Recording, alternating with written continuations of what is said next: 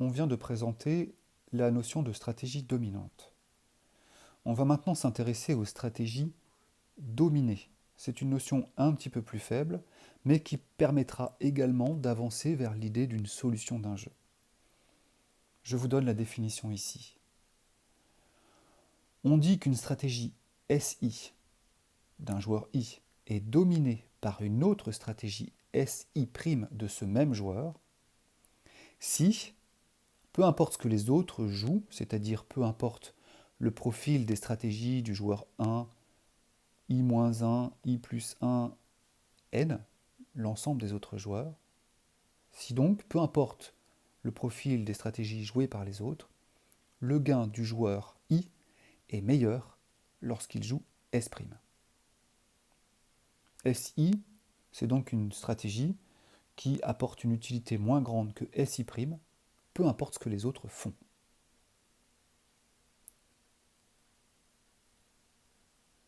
Je vous propose d'appliquer cette notion sur le jeu abstrait numéro 1 ici. Je l'appelle jeu abstrait parce qu'il n'a pas d'interprétation particulière. Je fais l'hypothèse que j'ai un joueur 1 qui a un ensemble de stratégies qui consiste à choisir bas, milieu ou haut. J'ai un joueur 2 qui a un ensemble de stratégies qui consiste à choisir gauche, centre ou droite. Et les gains sont répartis dans la matrice ici. On se souvient que le premier gain correspond à l'utilité du joueur 1, tandis que le deuxième gain correspond à l'utilité du joueur 2 pour le profil stratégique de la cellule en question.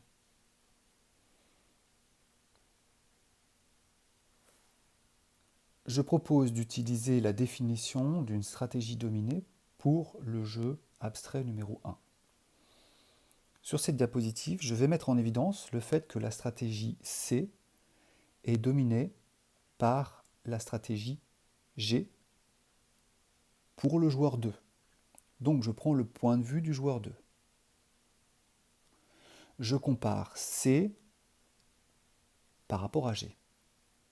Je m'aperçois que dans l'hypothèse où le joueur 1 jouerait H, C est moins bon que G puisque C donne au joueur 2 une utilité égale à 0, alors qu'avec G, il a une utilité égale à 1. Dans l'hypothèse où le joueur 1 jouerait M, à nouveau, C est moins bon que G du point de vue du joueur 2, puisque l'utilité du joueur 2 est égale à 2 avec C, contre 3 avec G. Enfin, dans l'hypothèse où le joueur 1 jouerait B, l'utilité du joueur 2 à nouveau est meilleure avec G qu'avec C, puisque avec C il obtient 1, alors qu'il peut obtenir 2 avec grand G. On a donc démontré que peu importe ce que le joueur 1 choisit, première ligne, deuxième ligne ou troisième ligne, le joueur 2 a toujours intérêt à jouer G plutôt que C. On peut donc conclure que C est dominé par G. Attention, il ne faut pas en conclure que G est une stratégie dominante. Ce n'est pas le cas. Par exemple, si vous comparez G par rapport à D, vous vous apercevez que dans l'hypothèse où le joueur 1 jouerait grand H, il vaut mieux choisir D que G. On va déduire de la notion de stratégie dominée une méthode qui va nous permettre d'avancer vers la résolution des jeux que l'on va étudier. On appellera ça l'algorithme d'élimination successive des stratégies dominées. Cet algorithme consiste à retirer, étape après étape, les différentes stratégies dominées que l'on peut rencontrer, tant qu'il en existe. L'intérêt de cette méthode, c'est que, au pire, ça va permettre de simplifier le jeu en supprimant des stratégies qu'on peut considérer comme superflues. Et au mieux, ça nous permettra, après cette élimination, de ne conserver qu'une seule solution, qui sera donc la solution du jeu. Il faudra faire attention à la nuance entre stratégie faiblement et strictement dominée. On parle de stratégie strictement dominée lorsque dans la comparaison, on a toujours une inégalité stricte, c'est-à-dire une utilité strictement inférieure. On parle de stratégie faiblement dominée lorsque dans la comparaison, on a une utilité équivalente. La distinction entre stratégie faiblement ou strictement dominée est importante pour la raison qui est expliquée sur cette diapositive. On peut montrer que l'issue de l'algorithme d'élimination successive des stratégies dominées ne dépendra pas de l'ordre dans lequel on va éliminer les stratégies, à la seule condition qu'on n'élimine que des stratégies dominées. Par contre, si on élimine des stratégies faiblement dominées, on peut parfois avoir des surprises. C'est-à-dire, selon l'ordre dans lequel on va éliminer les stratégies faiblement dominées, le résultat final qui restera pourra être différent. C'est la raison pour laquelle on peut, en toute tranquillité, utiliser l'algorithme d'élimination successive des stratégies dominées lorsqu'on n'élimine que des stratégies strictement dominées. Par contre, il faudra être méfiant à partir du moment où on élimine des stratégies faiblement dominées. On va mettre en application cet algorithme pour le jeu abstrait numéro 1. On a déjà vu tout à l'heure que la stratégie C était dominée par la stratégie G. Plus précisément, on vérifie ici qu'elle est strictement dominée, puisque 1 est strictement supérieur à 0, 3 est strictement supérieur à 2, et 2 est strictement supérieur à 1. On peut donc appliquer l'algorithme d'élimination des stratégies dominées, qui nous amène à retirer la stratégie C de ce tableau, du fait que G est une meilleure stratégie, peu importe ce que joue le joueur 1. Une fois qu'on a retiré la stratégie C, on se retrouve avec une matrice des gains simplifiée, ce qui est figuré ici par la colonne qui reste présente, mais qui est simplement grisée. On va maintenant prendre le point de vue du joueur 1. Le joueur 1, étant rationnel, sait que le joueur 2 n'utilisera pas la stratégie C. Et par conséquent, dans ses calculs, c'est le tableau ainsi simplifié qu'il devrait utiliser. On va maintenant adopter le point de vue du joueur 1. Comme le joueur 1 est rationnel, il sait que le joueur 2 ne va pas jouer la stratégie C. Tout se passe comme s'il se mettait dans la peau du joueur 2, qu'il remarquait que la stratégie C était dominée et qu'il en concluait que le joueur 2 ne jouera pas la stratégie C. Ainsi, il est rationnel du point de vue du joueur 1 de considérer le tableau simplifié après élimination de la colonne C.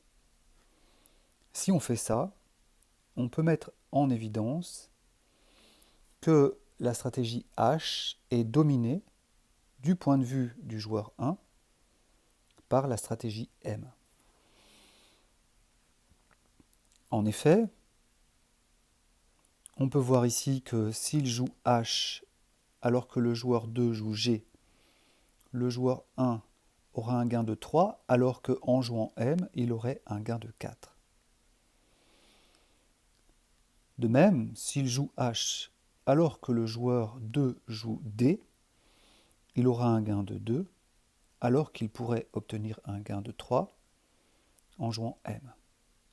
On en conclut que la stratégie H est strictement dominée. On vérifie ici qu'il s'agit d'une dominance stricte par la stratégie M, et on peut donc supprimer la ligne en question.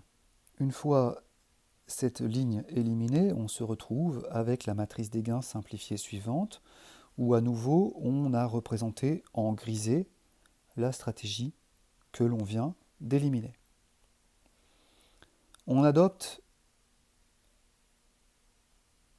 à nouveau le point de vue du joueur 2. Le joueur 2 raisonne de la manière suivante.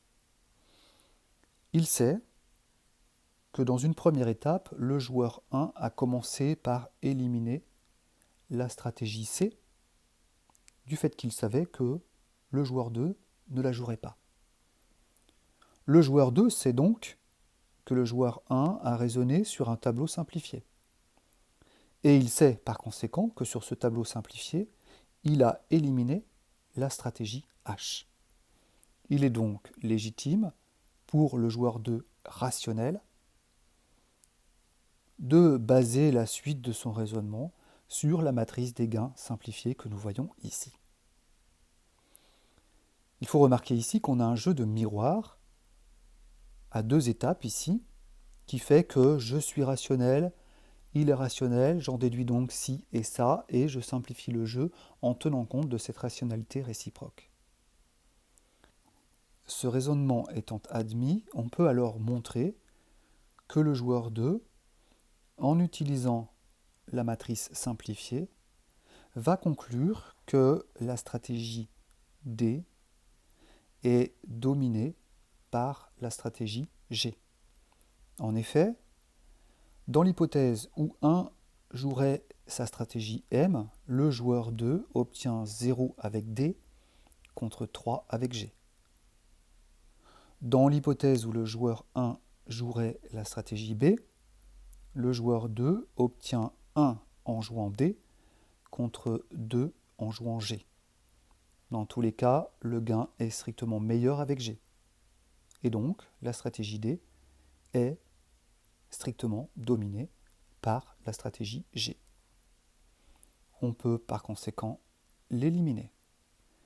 On se retrouve alors, on répète les opérations avec cette matrice simplifiée qui se résume du coup à simplement une seule stratégie pour le joueur 1 et un choix pour le joueur 2.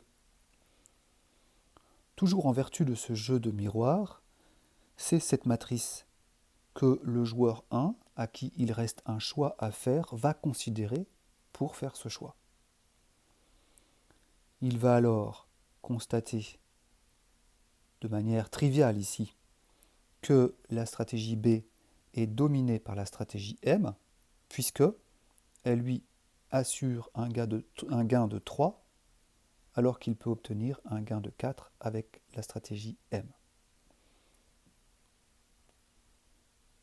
On a donc la stratégie B qui peut être éliminée, puisqu'elle est strictement dominée par M, et on se retrouve en fin de compte avec cette matrice de gain qui ne comporte plus que une seule cellule, une seule case, correspondant à une stratégie M pour le joueur 1 et une stratégie G pour le joueur 2. Ceci détermine donc, à l'issue de l'algorithme d'élimination successive des stratégies dominées, une solution, un équilibre, dans lequel le joueur 1 joue une stratégie S1 étoile égale M, le joueur 2 joue une stratégie S2 étoile égale G.